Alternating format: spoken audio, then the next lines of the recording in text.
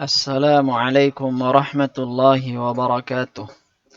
Alhamdulillahi rabbil alamin wal aqibatu lil muttaqin wala udwana illa 'alal zalimin amma ba'du. Kaifa halukum ayyuhat thullab?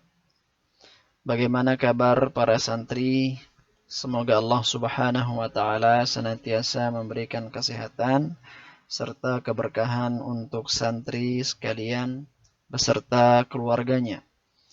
Insyaallah kita akan membahas pelajaran fikih pada kesempatan kali ini, tentu dari kitab Minhajus Sadikin yang dikarang oleh Syekh Abdurrahman Ibn Nasir As-Sa'di. Kita akan masuk kepada bab yang baru, yaitu bab ma yujibul ghusla wa sifatuhu. Bab tentang hal-hal yang mewajibkan mandi dan tata cara mandi wajib. Kemudian Syekh menjelaskan di dalam bab ini, insyaallah kita akan bahas bagian yang pertama, yaitu ma yujibul ghusla, hal-hal yang mewajibkan mandi. Adapun sifatuhu atau tata cara mandi wajib, kita akan jelaskan pada video yang berikutnya. Penulis di sini mengatakan wa yajibul ghuslu minal janabati.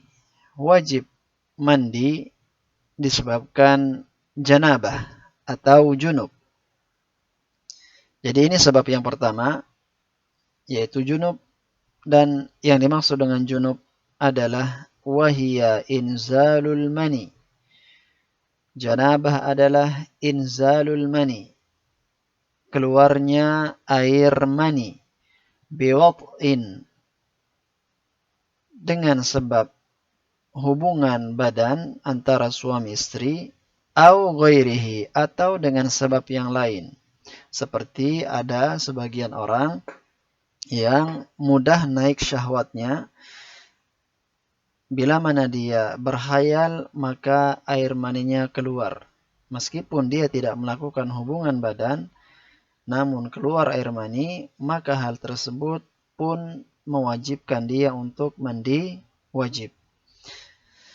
Au biltiqa'il khitanain, atau dengan bertemunya dua khitan.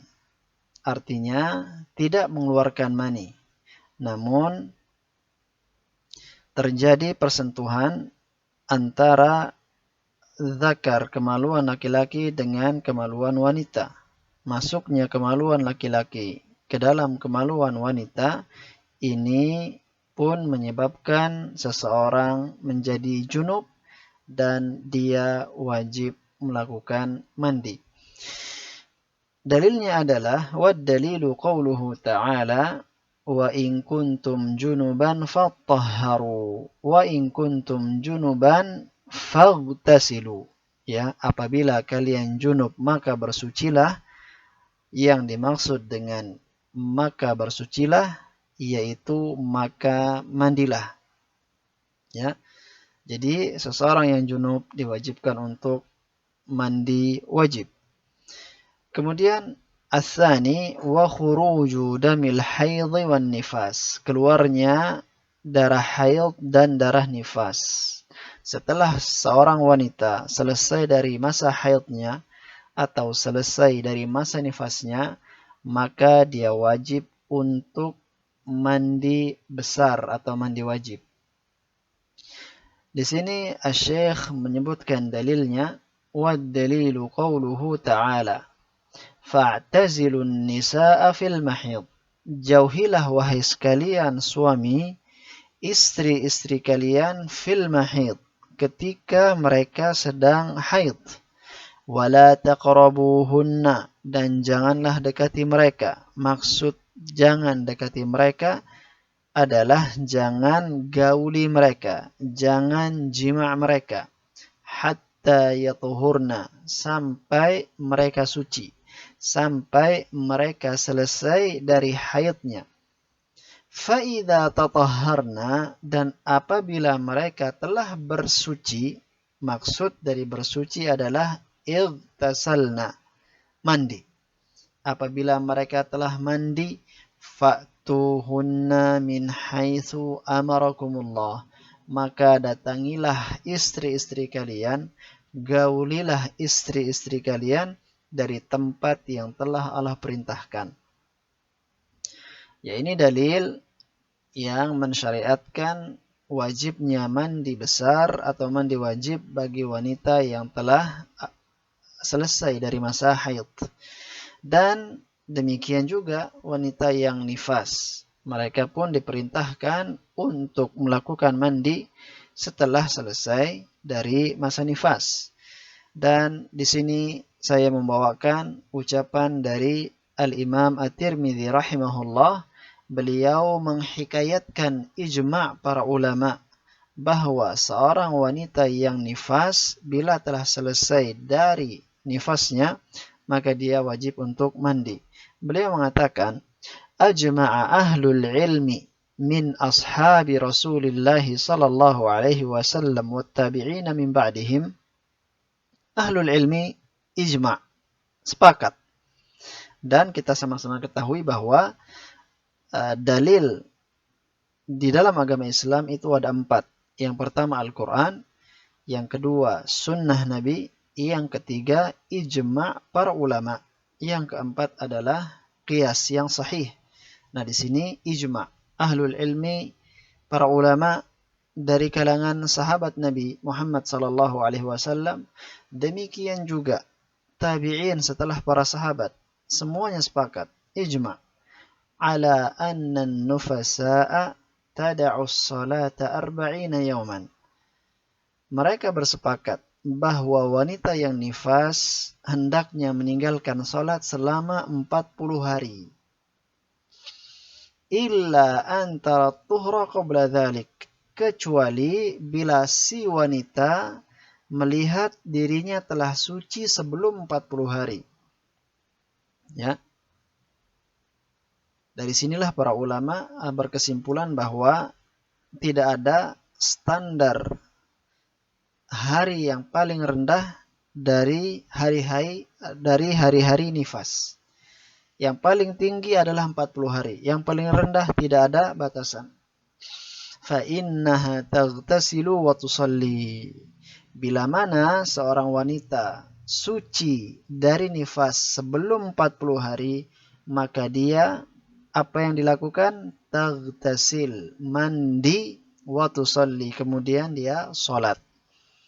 Ya, jadi ini adalah pernyataan yang menyebutkan bahwa wanita yang telah selesai dari nifas maka dia diperintahkan untuk mandi, dan ini ijma' para ulama dari kalangan sahabat dan tabi'in radhiyallahu anhum.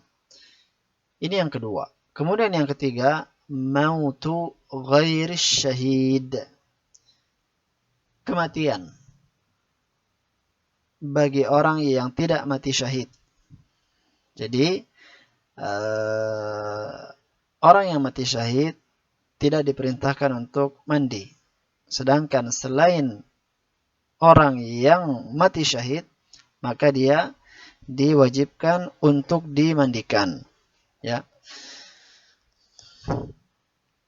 Mana dalilnya? Dalilnya adalah sabda Rasulullah sallallahu alaihi wasallam. وَالدَّلِيلُ مَا قَالَهُ النَّبِيُّ صَلَّى اللَّهُ عَلَيْهِ وَسَلَّمَ فِي مَنْ وَقَصَتْهُ رَاحِلَتُهُ وَهُوَ وَاقِفٌ بِعَرَفَةٍ. Dalilnya adalah apa yang disabdakan oleh Rasulullah sallallahu alaihi wasallam tentang seseorang yang diinjak oleh hewan tunggangannya ketika dia wukuf di Arafah. Apa kata Rasulullah sallallahu alaihi wasallam ketika melihat orang yang sedang wukuf ini wafat? Beliau mengatakan, "Ighsiluhu bima'in wa sidrin."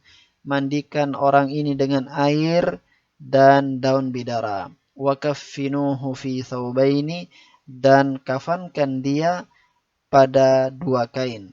Gunakan 2 kain untuk mengkafani orang ini. Jadi Nabi Shallallahu Alaihi Wasallam memerintahkan para sahabat untuk memandikan mayit ini, ya, dan hal ini menunjukkan bahwa seseorang yang dalam kondisi wafat maka dia dimandikan. Ya, hadis ini rawahul Bukhari wa Muslim. Ini yang ketiga. Yang berikutnya Islamul kafir. Ya, Islamul kafir yaitu orang kafir yang masuk Islam, maka dia disyariatkan untuk melakukan mandi. Mana dalilnya? Wad-dalilu anna Sumamah bin Usal aslama fa'amarahu an-nabiy sallallahu alaihi wasallam bil ghusli bima'in wa sidrin. Dalilnya adalah bahwa Sumamah bin Usal ketika beliau masuk Islam, maka Nabi sallallahu alaihi wasallam memerintahkan beliau untuk mandi dengan air dan daun bidara. Rawahul Bazzar, hadis ini diriwayatkan oleh Al-Bazzar. Dalil yang lain dari Qais bin Asim, beliau mengatakan, "Ataitun Nabiy sallallahu alaihi wasallam uridul Islam." Aku datang kepada Nabi sallallahu alaihi wasallam ingin masuk Islam. Maka fa'amarani, maka Nabi alaihi salatu wassalam memerintahkan aku an aghtasil, untuk mandi bima'in wasidrin, dengan air dan daun bidara. Rawahun Nasa'i wa Abu Dawud. Hadis ini diriwayatkan oleh An-Nasa'i dan Abu Dawud. Ya, ini dia dalil yang menunjukkan orang kafir yang masuk Islam maka disunnahkan dia untuk mandi. Walaupun para ulama mengatakan bahwa ini hukumnya sunnah, tidak wajib, ya, karena tidak semua sahabat Nabi alaihi salatu wassalam yang baru masuk Islam diperintahkan beliau untuk mandi. Ya. Tidak semua sahabat, dan hal ini menunjukkan bahwa hukumnya adalah sunnah saja, tidak wajib. Tentu yang lebih afdal adalah dia melakukan mandi. Kemudian al-ghuslu min taghsilil mayyit, yaitu mandi setelah memandikan mayit, memandikan mayat. Jadi ada sebuah riwayat ya dari Nabi sallallahu alaihi wasallam, namun para ulama mengatakan bahwa riwayat ini mauquf, sampai kepada Abu Hurairah saja, sebagaimana yang dinyatakan oleh Al-Imam Ahmad. Ya, hanya saja Syekh Abdurrahman As-Sa'di memandang bahwa di sini hadisnya sahih, maka beliau memasukkan ke dalam kitab beliau. Ya, beliau mengatakan al-ghuslu min taghsilil mayyit, mandi setelah memandikan mayit. Dalilnya adalah ma ruwiya 'anin Nabi sallallahu alaihi wasallam, apa yang diriwayatkan dari Nabi sallallahu alaihi wasallam. Sebagaimana kita katakan, sebagian ulama mengatakan bahwa riwayat ini tidak sampai kepada Nabi, tetapi hanya sampai kepada Abu Hurairah. Apa bunyi riwayat tersebut? Man ghassala mayyitan falyaghtasil. Hendaklah barang siapa yang memandikan mayit, maka hendaklah dia mandi.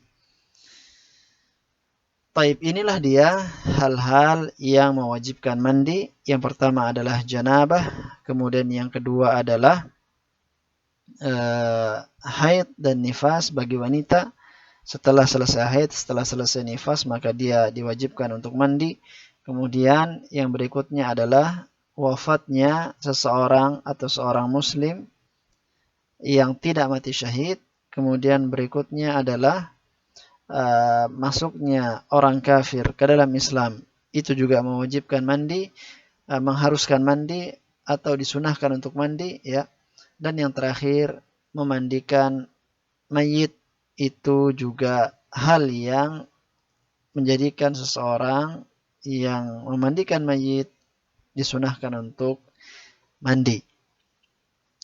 Taib, hakadha ma yumkinuni an ashraha lakum fi hadha al-mawdu' fi hadha ad-dars. As'alullah azza wa jalla an yuwaffiqani wa iyyakum lima yuhibbuhu wa yardah. Subhanakallahumma wa bihamdik, asyhadu an la ilaha illa ant, astaghfiruka wa atubu ilaik. Assalamualaikum warahmatullahi wabarakatuh.